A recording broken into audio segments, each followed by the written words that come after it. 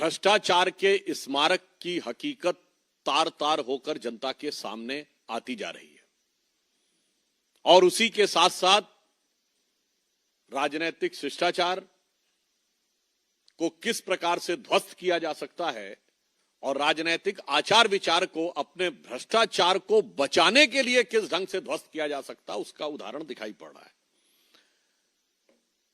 आज जिस प्रकार के घटनाक्रम और जिस प्रकार का भोंडा प्रदर्शन आम आदमी पार्टी के नेता सदन संसद में और एक मंत्री यानी नेता सदन श्री संजय सिंह और मंत्री श्री सौरभ भारद्वाज के द्वारा हुआ, वो जितना भी प्रयास कर लें परंतु शीश महल जो केजरीवाल जी की विलासिता का स्मारक है और इट इज द म्यूजियम, इसे अब वो बचा नहीं सकते। दिल्ली की जनता को जिस निर्लज्जता के साथ लूटकर इस शीश महल का में अनेक प्रकार की सुख भोग की वस्तुओं का संग्रहालय बनाया गया, उस हकीकत से वो बच नहीं सकते। और इसी से बचने के लिए जो कुछ उन्होंने आज किया है वो राजनीतिक दृष्टि से उच्छृंखलता, उद्दंडता और अराजकता का एक भोंडा प्रदर्शन है जो आम आदमी पार्टी के नेचुरल कैरेक्टरिस्टिक, स्वाभाविक प्रवृत्ति के अनुरूप है। इस विषय का तकनीकी पक्ष भी बताएंगे, मगर उससे पहले मैं बताना चाहता हूं, यह आम आदमी पार्टी का नेचुरल कैरेक्टर है कि हमेशा अराजकता पैदा करना, और इसी कारण माननीय प्रधानमंत्री जी ने इन्हें आपदा कहा है।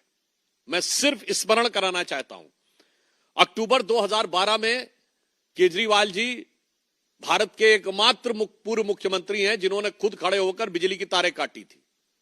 यह इनकी अराजक प्रवृत्ति का उदाहरण था। 2014 में गणतंत्र दिवस परेड पे बड़े से बड़े दौर में, आपातकाल के दौर में भी हम लोगों ने स्वतंत्रता दिवस और गणतंत्र दिवस पे कोई प्रदर्शन नहीं किया था। इन्होंने न सिर्फ धरना प्रदर्शन किया बल्कि धमकी दी थी कि राजपथ को प्रदर्शनकारियों से भर देंगे। 5 मार्च 2014 को भारतीय जनता पार्टी के कार्यालय पर लाठी डंडों को लेकर अशोक मार्ग वाले हमारे पुराने कार्यालय पे हमला किया था, और जिसमें इनकी सेंट्रल वर्किंग कमेटी के लोग थे, यानी जैसे हमारे यहां पार्लियामेंट्री बोर्ड के लोग हों। 19 फरवरी 2018 को मुख्यमंत्री आवास के अंदर चीफ सेक्रेटरी के साथ भौतिक हिंसा, फिजिकल मारपीट की गई, पिटाई का आरोप। और 13 मई 2024 को अपनी ही पार्टी की सांसद स्वाति मालीवाल के साथ मारपीट। और आज 8 जनवरी 2025 को जबरन मुख्यमंत्री आवास पे पीडब्ल्यूडी मिनिस्टर कह रहा है। मैं उनसे पूछना चाहता हूं, अगर आपकी बातों में रत्ती भर भी सच्चाई थी तो आज चुनाव आचार संहिता लगने की इंतजार क्यों कर रहे थे आप? कल तक तो पीडब्ल्यूडी मंत्री महोदय के हाथ में सब कुछ था। यह लाचारी है या बाजीगरी है, यह दिल्ली की जनता भली भांति समझ रही है। और फिर उसके बाद जिस ढंग से सरकारी कर्मचारियों को धमकाते हुए दिखाई पड़े, यह निश्चित रूप से दिल्ली और सेंट्रल गवर्नमेंट दोनों के सरकारी कर्मचारियों का भी अपमान है। और यह उनकी उसी अराजक प्रवृत्ति के अनुरूप है जिसमें वो चीफ सेक्रेटरी के साथ मारपीट कर चुके हैं और अपनी सांसद के साथ मारपीट कर चुके हैं। तो इसलिए हम बहुत स्पष्ट शब्दों में कहना चाहते हैं कि आज जो कुछ भी आम आदमी पार्टी ने किया है, यह इनकी उच्छृंखल, उद्दंड और अराजक प्रवृत्ति का सीधा साधा उदाहरण है। This is a glaring example of their irresponsible, insane and anarchic behaviour. अब इस विषय पे हम स्पष्ट रूप से 2-3 बातें भी कहना चाहते हैं।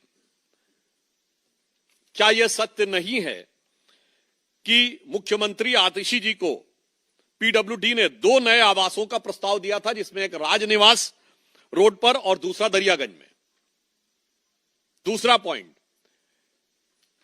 यह अपने आप में नियमों का सीधा उल्लंघन है। यदि कोई भी सरकारी निवास किसी को भी मिलता है तो वो किसी दूसरे को जिसको अलॉटेड है सीधे ट्रांसफर नहीं करता, टेक्निकली डिपार्टमेंट पोजीशन लेके उनको ट्रांसफर करता है। हम लोग भी पूर्ववर्ती में जो भी हमारे घर में सांसद रहते थे तो हमने उनसे पोजीशन नहीं लिया है, पोजीशन सेंट्रल पीडब्ल्यूडी से लिया है।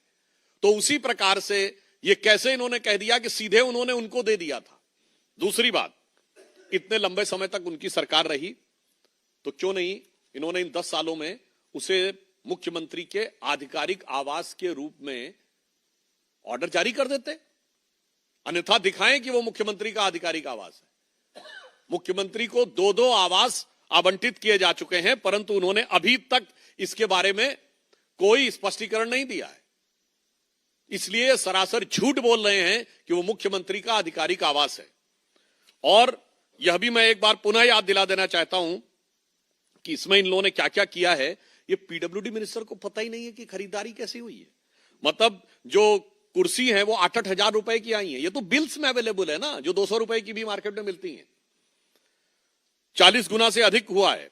और एक दिल्ली फाइनेंशियल सर्विसेज रूल है, दिल्ली फाइनेंशियल सर्विसेज रूल 2019, जो ये कहता है कि 10 करोड़ रुपए के ऊपर की कोई भी अगर खरीद होगी तो वो कैबिनेट में जाएगी, यानी वो पत्तावली एलजी तक जाएगी। और आप देखिए क्या बेहतरीन शीश महल में पढ़े लिखे आदमी ने क्या बुद्धि का इस्तेमाल किया है कि ज्यादातर जो बिल्स बने हैं वो 9.5 करोड़, 9 करोड़, 9.25 करोड़, यानी सब 10 करोड़ से नीचे रहने वाले हैं। अब 1 सितंबर 2020 को 8 करोड़ रुपए का, 22 जनवरी 2021 को 9 करोड़ 9 लाख रुपए का, 29 जून को 9 करोड़ 34 लाख रुपए का, और एक एक्सपेंडिचर तो 9 करोड़ 99 लाख रुपए का है। आप सोचिए, ये फितरत को समझिए, 9 करोड़ 99 लाख रुपए का बिल है ताकि वो 10 करोड़ की सीमा को टच न करे और एलजी के पास जाने की परिस्थिति न उत्पन्न हो। ये तो हुई तकनीकी बात। अब हम बहुत साफ साफ शब्दों में उनसे पूछना चाहते हैं कि आप घर में घुसना क्यों चाहते थे? आम आदमी पार्टी से हमारा सीधा मानना है, आप घर में क्यों घुसना चाहते थे? क्या कुछ सामान इधर उधर करना चाहते थे? क्योंकि अब वहां पे जांच के अधीन आ गया है वो क्षेत्र, तो वहां की व्यवस्थाओं में कोई ऐसी चीज आप उत्पन्न करना चाहते थे, या आप कुछ छुपाना चाहते थे? वो तो अब मुश्किल हो गया है। मुझे लगता है कुछ उठाना चाहते होंगे या बिगाड़ना चाहते होंगे, क्योंकि पूर्व में इस देश में ऐसे उदाहरण मिले हैं जब पूर्व मुख्यमंत्रियों के आवास में से कुछ उठाया या उखाड़ा गया है। तो मैं आम आदमी पार्टी से पूछना चाहता हूं कि आप कुछ उठाने या उखाड़ने की फिराक में तो जबरन घुसने की ये घबराहट, बौखलाहट या खिसियाहट तो नहीं दिखा रहे थे। और दूसरा मैं पूछना चाहता हूं कि ये जिस प्रकार का आचरण दिखाने का प्रयास कर रहे हैं, उससे एक बात बहुत स्पष्ट है कि आम आदमी पार्टी को अब अपनी पराजय दिल्ली में दीवाल पर लिखी इबारत की तरह साफ दिखने लगी है। अन्यथा ये छटपटाहट और ये घबराहट और ये बौखलाहट उनके आचरण में दिखाई नहीं पड़ती।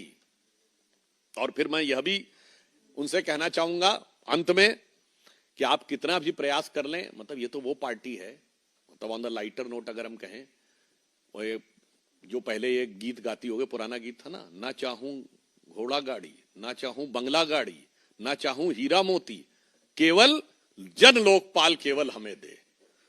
आज पार्टी कहती नजर लागी राजा तोरे बंगले पर, सारी की सारी नजर उनकी बंगले के ऊपर लगी हुई है, सारे मंत्रियों की नजर, सारे सांसदों की नजर सब बंगले पे लगी है।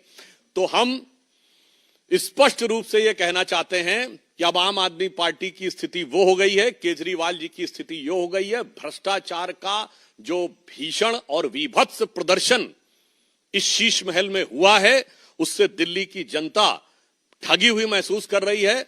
और आम आदमी पार्टी जो कुछ कर रही है उसको हम ये कहना चाहेंगे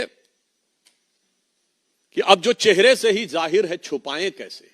ये आम आदमी पार्टी के लिए है कि अब जो चेहरे से ही जाहिर है, छुपाएं कैसे? तेरी मर्जी के मुताबिक नजर आए कैसे? घर सजाने का तसव्वुर हुआ बात की बात, अब तो मुश्किल है कि इस घर की हकीकत को छुपाएं कैसे? और मगर भारतीय जनता पार्टी पूरी तरीके से प्रतिबद्ध है कि उनके इस भ्रष्टाचार के स्मारक को पूरी तरह जनता के सामने स्पष्ट करेंगे और उनके किसी भी प्रकार के छल और प्रपंच को कामयाब नहीं होने देंगे और दिल्ली की जनता के साथ जो भ्रष्टाचार हुआ है उसे उजागर करेंगे। और हमें पूर्ण विश्वास है कि दिल्ली की प्रबुद्ध जनता ने अब इनके चेहरे पर लगा हुआ मुखौटा पूरी तरीके से उतरा हुआ देख लिया है। तो अब इन चुनावों में जनता इनको उपयुक्त, प्रभावी और करारा जवाब देगी। धन्यवाद। प्रश्न आमंत्रित है नीलू रंजन, दैनिक जागरण।